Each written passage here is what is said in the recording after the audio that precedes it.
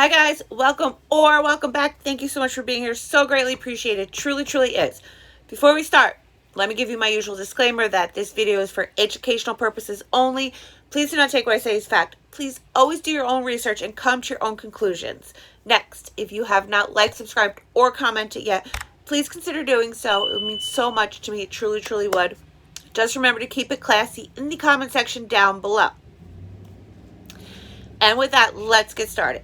So, 25-year-old Jonathon Amerault was born on January 27th, 1995 in Rangeley, Maine, to parents Kenneth and Justine Amerault.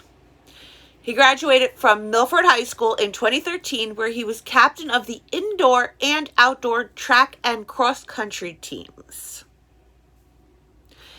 He graduated with honors from the Rochester Institute of Technology in 2018 with a Bachelor of Science degree in biomedical engineering.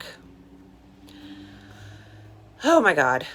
He was employed as a biomedical manufacturing engineer for Teleflex in Jaffrey, New Hampshire for several years and was a member of the Order of the Engineers. We're not done. He loved spending time outdoors, whether it was hiking, snowboarding, skiing, or riding an ATV. He was an active member of the region's hiking community, sharing his advice and stories on social media. He climbed 66 of the region's 67 mountains that are over 4,000 feet, including all 48 in New Hampshire. In addition to this, all but one of the 100 highest peaks in New England. We're not done. He was an avid sports enthusiast. He loved going to Red Sox games. He also loved the Bruins, the Celtics, and the New England Patriots.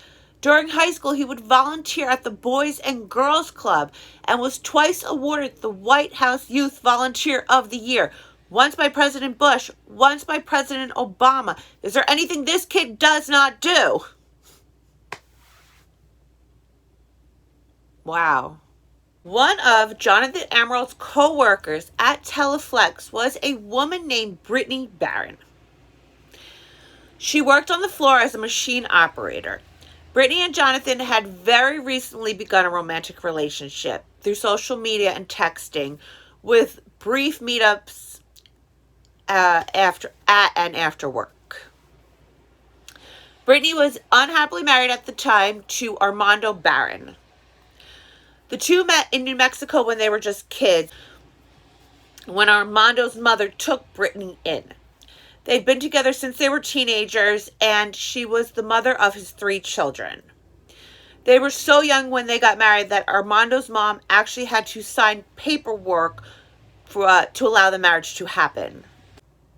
Shortly before this very brief romance with Jonathon started, Brittney told her husband that she needed some space, but that she would love to co-parent the children with him. And Armando... Okay, sorry. Let me stop this. This is my fault. I should have... Okay. We're going to get into a lot of talk about DV. So, if that is triggering to you, or you think it's too much for you, I would click off, because that's pretty much what, it's a huge, huge chunk of the rest of this. So, if you think the topic of DV is too much for you, click off, come back for another one, take care of yourself, you're more important. Okay, if you're still here, she tells Armando that she wants a break, but she wants to co-parent the children together. Armando never says a word. All he does is hit her. September 19th, 2020. Armando sees messages between Brittney and Jonathon on Snapchat. After finding the messages, Armando sent the couple's 3 small children to their grandmother's house, which is next door. Then he Brittney, her, and puts a into her mouth, telling her, you know you're going to tonight, right? Petrified. The girl had to be petrified. Okay. Let me also say, this is not a whirlwind love affair. These two were not sneaking off to hotel rooms or going away for weekends together. They were flirting, and they kissed twice. Once was a peck kiss, and once was a kiss. September 16th, 2020, Brittney and Jonathon go for a ride in his car to a park after work. They sit and chat for a bit before Jonathon drives her back to her car. Wednesday, September 16th, 2020, Brittney and Jonathon go for a ride in Jonathon's car to a park after work. They sit and they chat for a bit before Jonathon drives her back to her car. He drives her back to her car. She gives him a little peck on the lips, and she leaves.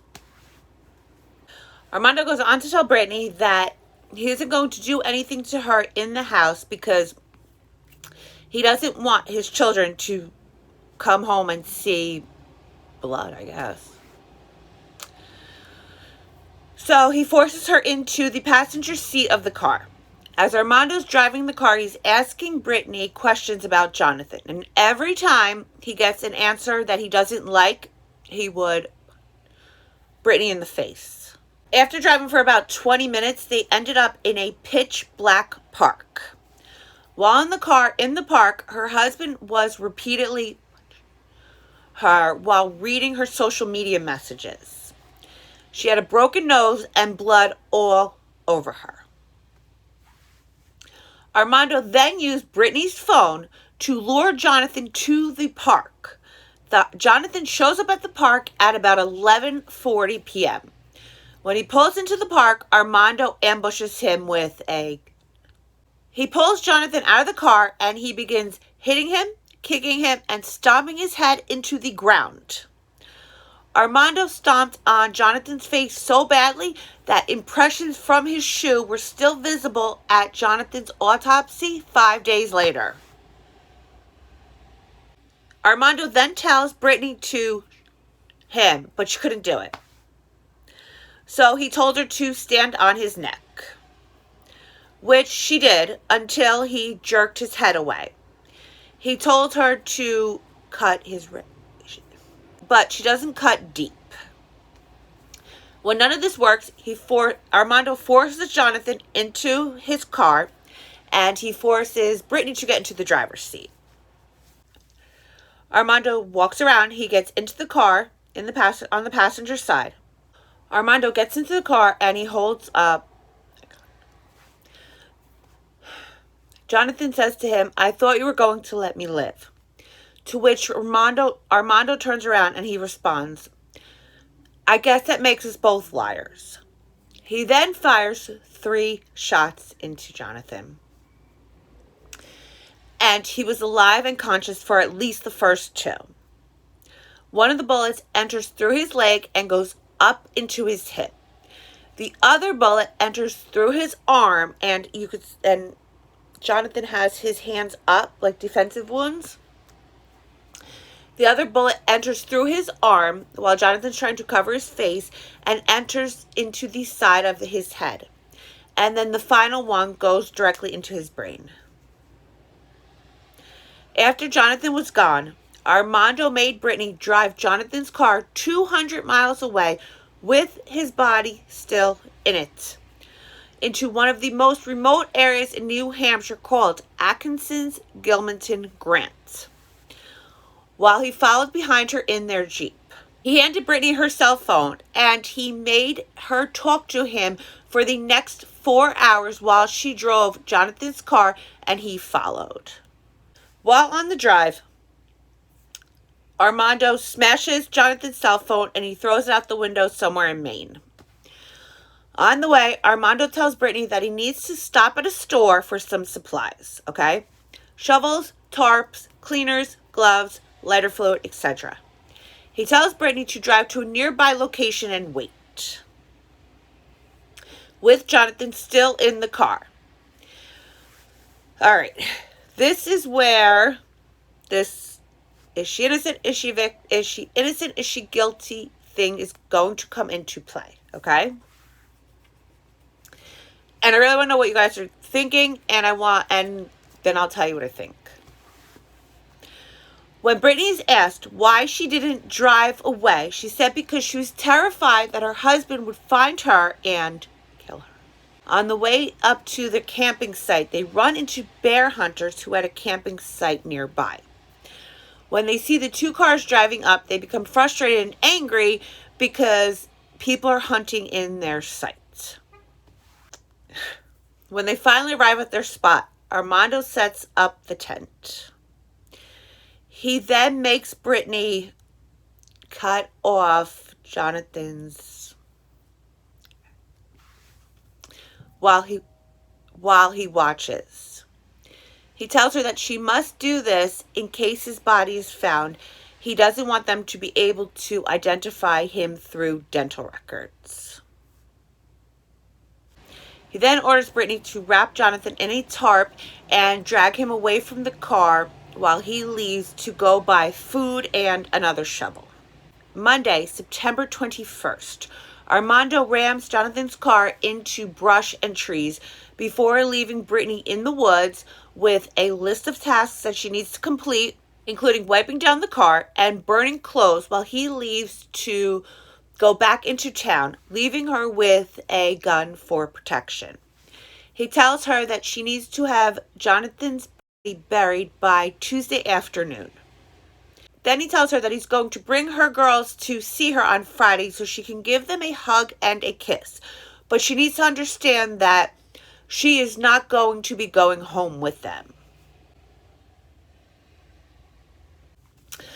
Monday night, the bear hunters drive up to the tent that Brittney's in, and they beep their horns.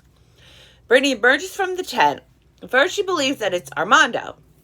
When she sees that it's not Armando, she's wearing big sunglasses to hide her injuries.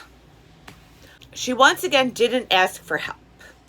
And even though it may be the unpopular opinion, I would like to give her the benefit of the doubt on this one, and for two reasons. Okay. One, she may have been scared that he's hiding somewhere watching her. But more importantly, he had her children.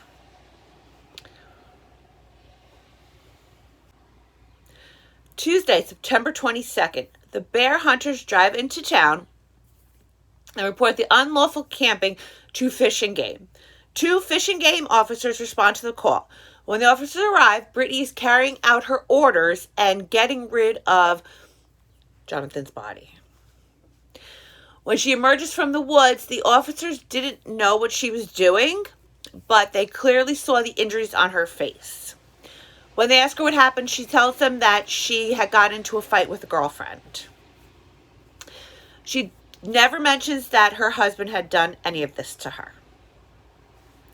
Fish and Gaming officers transfer Brittney to the Barron Police Department to meet with officers before finding her a hotel room for safety. Wednesday, September 23rd. Brittney spends more time with officers. After she's released, she spends the night at a co-worker's house. Police would also find Armando that night and arrest him. Thursday, September 24th, late in the evening, officers come and arrest Brittney. Brittney would then spend the next 3 days taking officers around and showing them where all the evidence that they needed is located. Brittney was charged with 3 counts of falsifying evidence and ultimately sentenced to 3.5 to 9 years in prison. Armando Barron was sentenced to life in prison. Okay, guys, if you're still here, thank you. I appreciate you so very much. I truly do. Please let me know in the comments below if you think Brittney is a victim, a killer, or both. I'm dying to know what you guys think. I personally think she's a victim, and I truly believe that she was scared for her life. Why she never left to get help? Maybe she truly was petrified for her safety or for her children's safety, more importantly. There are definitely mixed reviews on this, so I really want to know what you guys think. And until next time, If you have any case suggestions, email me, harding527@yahoo.com. And until next time, stay safe out there.